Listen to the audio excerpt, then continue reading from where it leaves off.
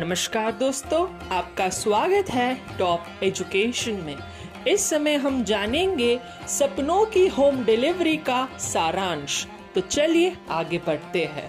और इसे लिखा गया है ममता कालिया जी ने। तो इसके रचनाकार है ममता कालिया। चलिए आगे बढ़ते हैं। तो इसमें हमें बैकग्राउंड में दिखता है कि यहाँ पर एक स्त्री है जिसका नाम रुचि शर्मा है।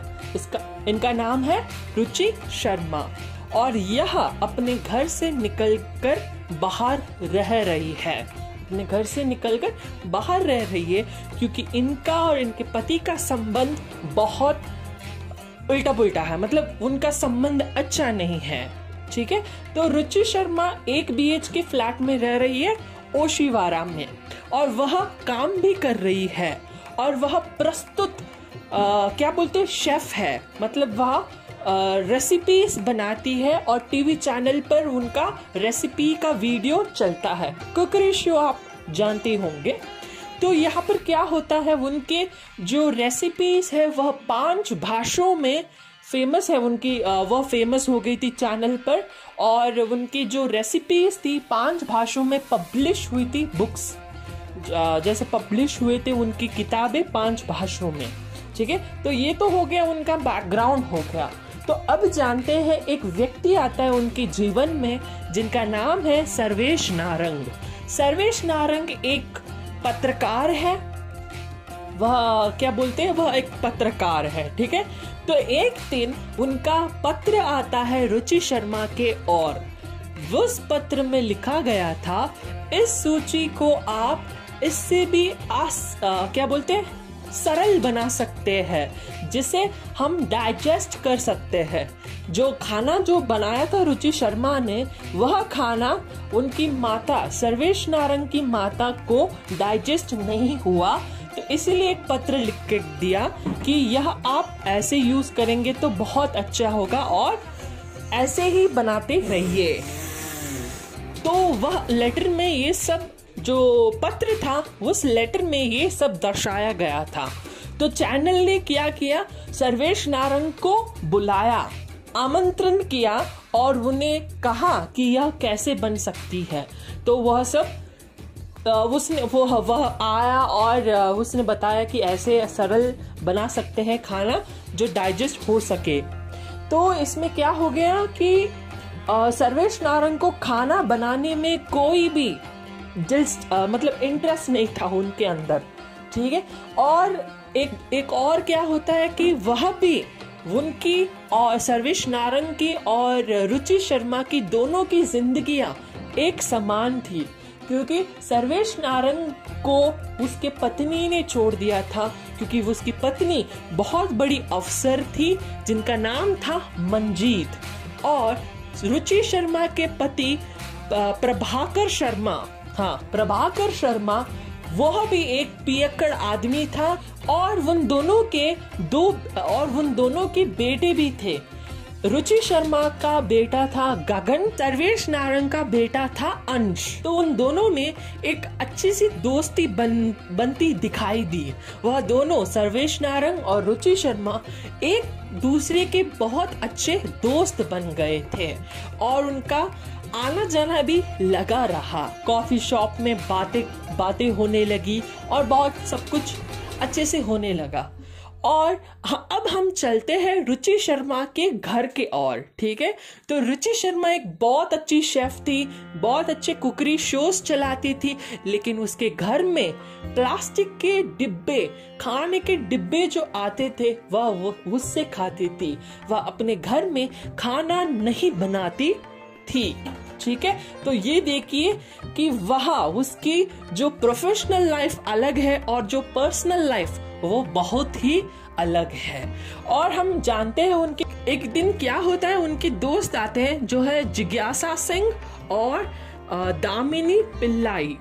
तो ये दोनों दोस्त आते हैं और कहते हैं देखो तुम्हारी जिंदगी कैसी है, बाहर तुम खाना बनाती हो और घर के अंदर तुम होटल का खाना खाती हो। तो ऐसे ताना वाना मारने लग गए और वो लोग चले गए। उससे क्या हुआ, रुचि शर्मा को अपनी पुरानी यादें आ गई कि वह उससे जबरदस्ती शादी की प्रभाकर के साथ। उनके जो दादा दादी थे उन्होंने उनकी शादी की प्रभाकर के साथ, और प्रभाकर एक ऐसा व्यक्ति था जो औरत को सम्मान कतई नहीं देता था, और वह एक पियक्कड़ इंसान भी था। I mean, he was a drunkard. ठीक है, वो दारू पीता था। And this all was going on. And they also had उनको एक और बच्चा भी था जिसका नाम गगन था। तो गगन अपने पिता की जो बुरी आदतें थी उससे वाकिफ हो गया था, और गगन को आदत पड़ गई थी रुचि शर्मा से पैसे लेकर प्रभाकर को देने के वक्त। मतलब प्रभाकर को वो देता था वही पैसे जो रुचि शर्मा गगन को देती थी। मतलब इधर साफ दर्शाया गया है कि प्रभाकर काम नहीं करता था और वह अपने पत्नी के पैसे से जीवन बिता रहा था, वह और अपना बेटा गगन। ठीक है, तो ये तो हो गया उसका सारा जो ये सब कुछ था वह सब।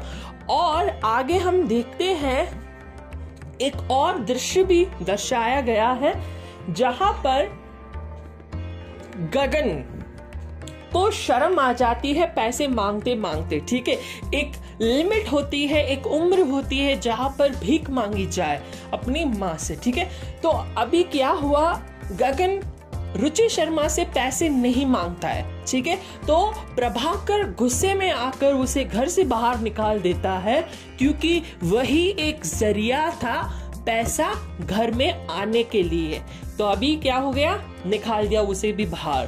तो क्या हुआ, गगन अपने माँ के साथ रहने लगा। ठीक है, तो गगन रुचि शर्मा के साथ रहने लगा था, और वह अपनी मतलब ऐसे ही माँ के साथ कैसे रहते हैं, खाना पीना सब कुछ वही था। ठीक है, तो एक दिन क्या होता है, रुचि शर्मा के घर सर्वेश नारंग आता है, और वह एक और बात बता देना चाहता हूँ कि रुचि शर्मा और सर्वेश नारंग के बीच में एक वाकया हुआ था जहां पर सर्वेश नारंग ने अपनी पूरी जिंदगी के बारे में बताया था, लेकिन रुचि शर्मा ने अपने बेटे होने का विषय नहीं बताया था सर्वेश नारंग को।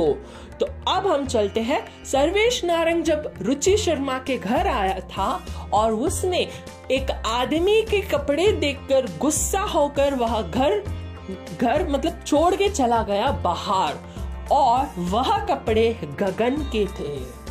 ठीक है, तो ये रुचि शर्मा की एक छोटी सी गलती थी, वह बहुत बड़ी गलती बन चुकी थी। रुचि शर्मा को बुलाया गया था कॉफी डे शॉप में, सर्वेश नारंग ने बुलाया था इनको कॉफी डे शॉप में। तो वहां पर क्या बोलते हैं, एक गुस्सा होता है, एक गुस्से में उन्होंने वाकई में रुचि शर्मा का गला पकड़ दिया, और वही जो सारे पत्रकार थे साथ में बैठे थे वो लोग टिप्पणियां देने लगे, मजाक उड़ाने लगे, और यही हो गया। और बाद में जब रुचि शर्मा, ठीक है, तो अब तो वो वाक्य पूरा हो गया है। अब एक और वाक्य, उसके बाद क्या हुआ, रुचि शर्मा अपने घर जा रही थी। ठीक है, घर पहुंच गए तो वहां वो देखती है कि गगन ड्रग्स ले रहा है, मतलब नशा कर रहा है। तो उसको देखिए जो गुस्सा था, सर्वेश नारंग का भी गुस्सा आ गया अभी, और ये ड्रग्स ले रहा है उसका भी गुस्सा आ गया। तो रुचि शर्मा ने अपने बेटे को घर से ही बाहर निकाल दिया। रुचि शर्मा ने अपने बेटे गगन को बाहर निकाल दिया, और उसी समय क्या होता है, सर्वेश नारंग का बेटा, तो वह भी बुरी आदतों से झगड़ा हुआ था, वही भी पीता था, ड्रग्स लेता था, बहुत कुछ ऐसी कहानियां थी। सर्वेश नारंग के बेटे अंश के बारे में भी, और अंश अपनी जान खो चुका था, मतलब वह मर चुका था। और बाद में क्या होता है, तो गगन अभी घर से बाहर निकाल दिया गया है, और सर्वेश नारंग की आंख पर, मतलब सर्वेश नारंग को गगन सड़क पर मिलता है बेहोशी की हालत में, और वह अस्पताल लेके जाता है, और सब कुछ जो ट्रीटमेंट्स होते हैं सब कुछ कर दिया, क्योंकि उसे गगन में अपने बेटे अंश का मतलब अंश ऐसे क्या बोलते हैं ऐसी, अभी वह अंश तो मर चुका है, तो अभी गगन के रूप में उसको अंश मिला, ऐसे उसको लगा और उसने सारे ट्रीटमेंट्स किए, सब कुछ हो गया। ठीक है, तो बाद में क्या होता है, लास्ट में उनको पता चलता है कि गगन ही किसका बेटा है, गगन रुचि शर्मा का बेटा है। और ऐसे ही सब कुछ सही हो गया। अभी प्रभाकर शर्मा भी निकल गया, जो मंजीत थी सर्वेश नारंग की पत्नी, वह भी निकल गई है। तो अभी बचे सिर्फ 3 लोग, वह अपने सपनों की होम डिलीवरी एंजॉय कर रहे हैं। तो यही था हमारा छोटा सा सारांश सपनों की होम डिलीवरी। धन्यवाद दोस्तों, अगर आपको अच्छा लगा हो तो इस वीडियो को लाइक जरूर कीजिए और अपने दोस्तों के साथ यह सारांश शेयर जरूर कीजिए। धन्यवाद दोस्तों।